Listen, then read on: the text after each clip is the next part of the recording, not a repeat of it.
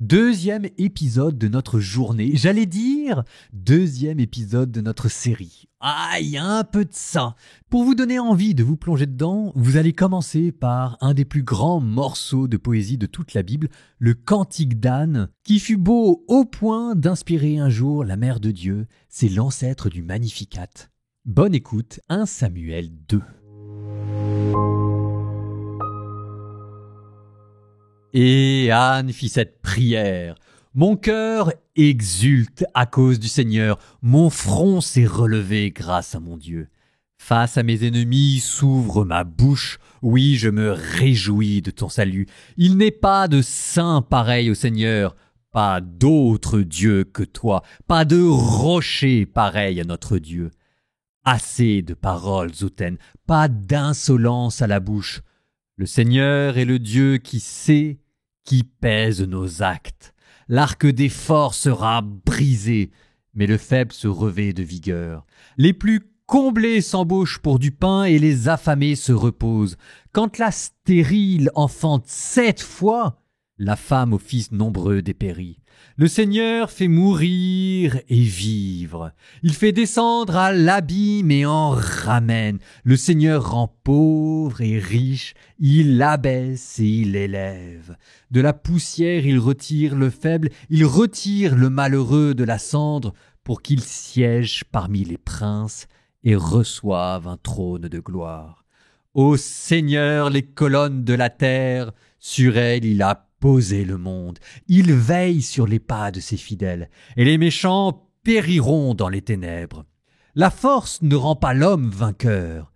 Les adversaires du Seigneur seront brisés. Le Très-Haut tonnera dans les cieux. Le Seigneur jugera la terre entière.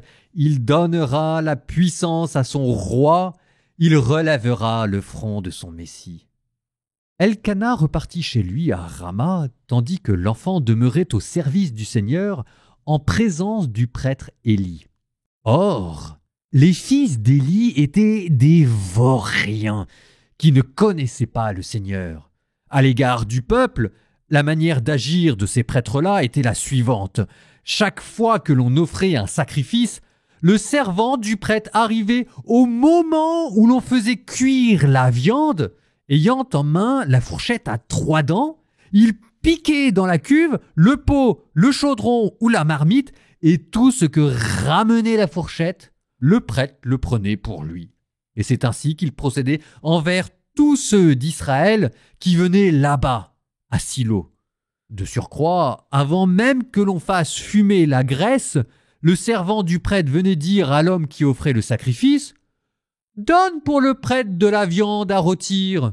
Il n'acceptera pas de toi de la viande cuite, mais seulement de la viande crue.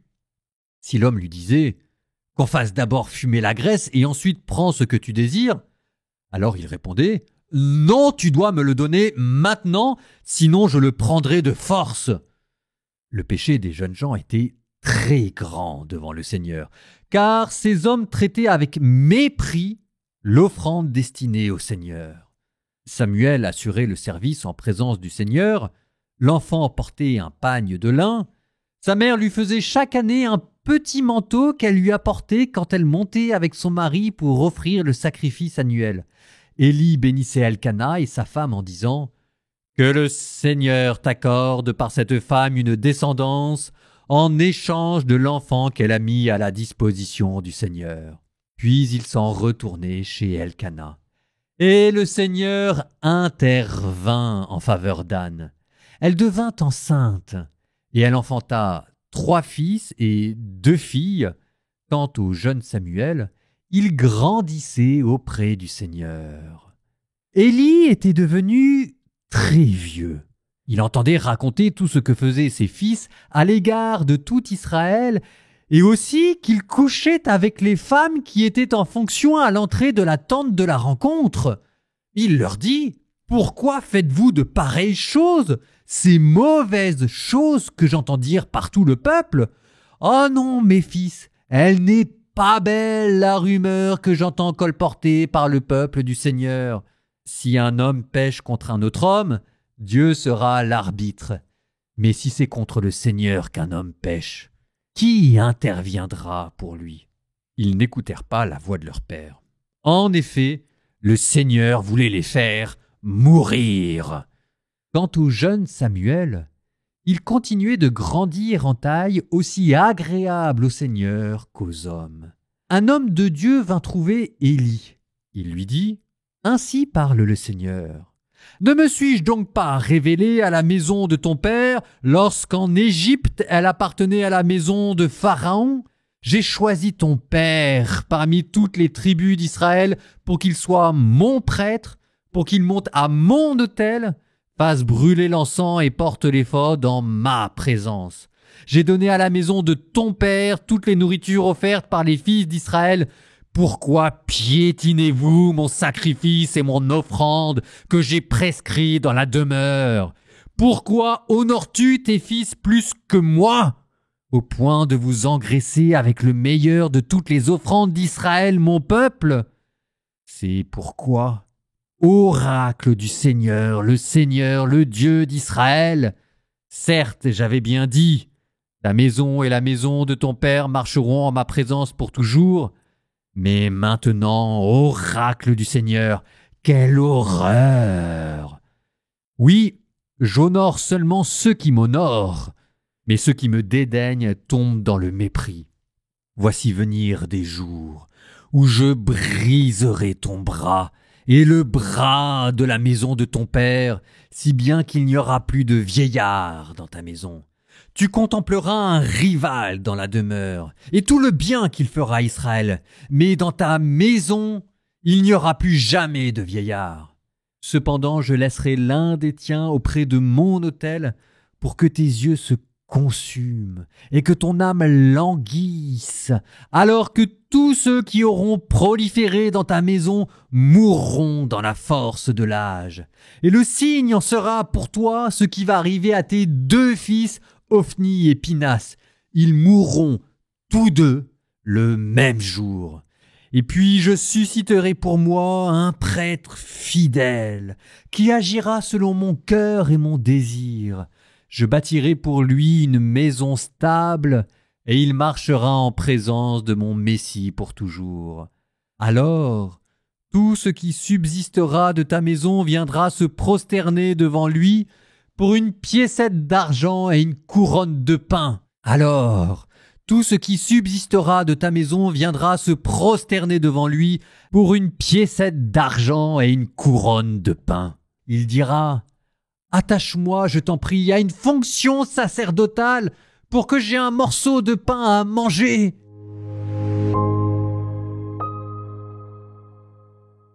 Le cantique d'Anne, c'est, dans notre série, le générique d'entrée. Et bien là, vous avez une histoire d'un couple, Elkana et Anne, et puis ensuite le générique, et hop, l'histoire peut commencer, le décor est planté. Sauf que ce cantique, il est étonnant, non?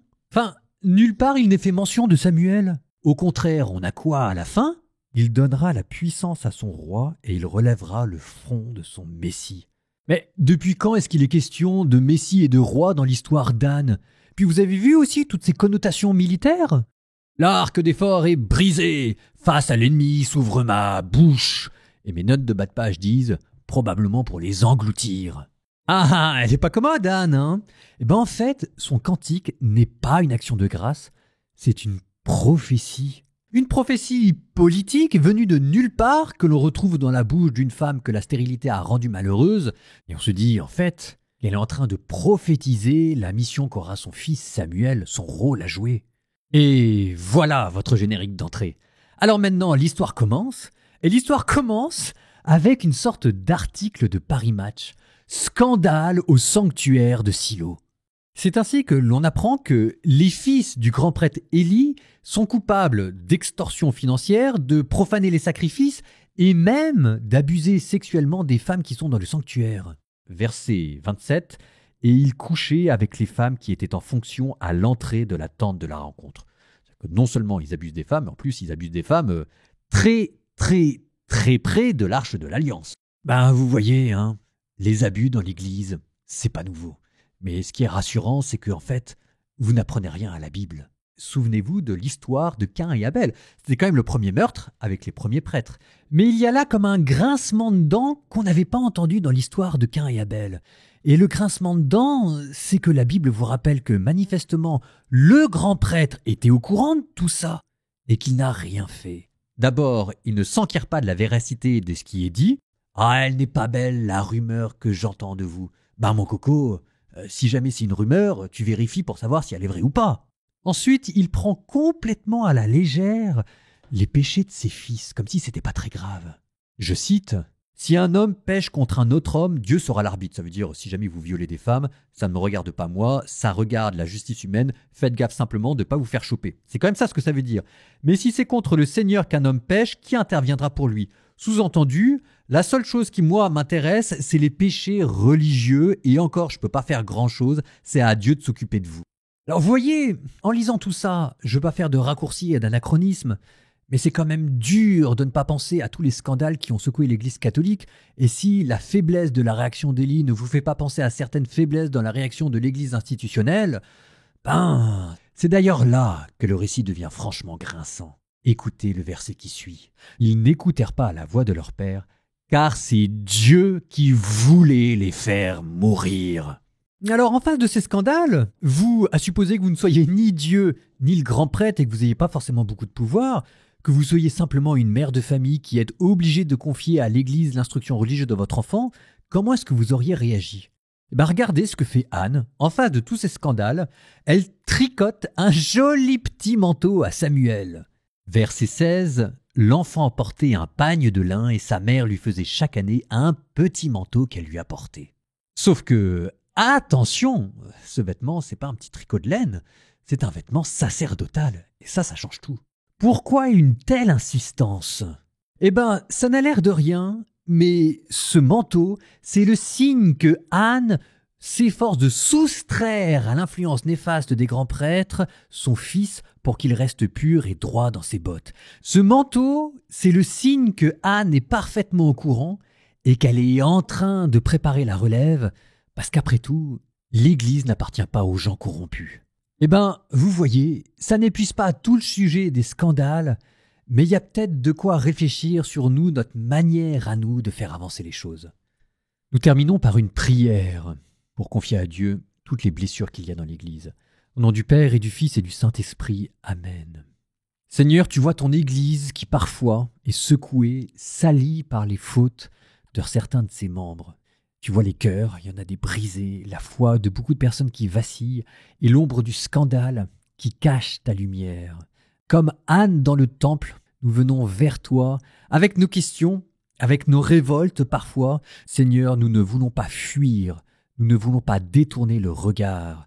Nous voulons nous aussi des manteaux sacerdotaux pour que des prophètes puissent un jour les porter et que l'Église soit ton épouse immaculée. Sanctifie notre foi, protège les victimes, répare les blessures. Seigneur, manifeste ta grandeur, toi qui renverses les puissants de leur trône et qui élèves les petits. À toi la gloire, Seigneur, aujourd'hui, maintenant et toujours, dans le monde et dans l'Église.